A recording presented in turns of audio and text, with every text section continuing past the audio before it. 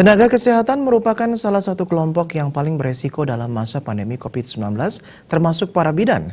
Oleh karena itu, mereka diingatkan untuk selalu menerapkan protokol kesehatan dan perilaku hidup bersih dan sehat atau PHBS.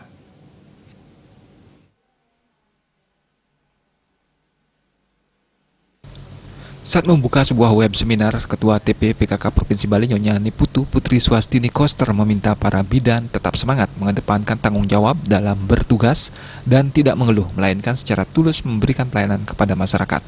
Putri Swastini Koster juga mendoakan para bidan agar selalu diberikan kesehatan sehingga dapat melakukan pelayanan dengan baik kepada masyarakat, khususnya para ibu dan anak. Tidak lupa juga para bidan juga berperan sebagai seorang ibu yang memiliki tanggung jawab menjaga suami, anak-anak, serta keluarganya. Putri Swastini Koster juga mengajak para bidan agar bersinergi dengan pemerintah, terutama dalam mengimbau masyarakat agar patuh dengan anjuran pemerintah di masa pandemi COVID-19. Dengan demikian, semua elemen masyarakat bersama-sama saling berkontribusi memutus mata rantai penyebaran COVID-19. Rindra Devita, Bali Pos melaporkan.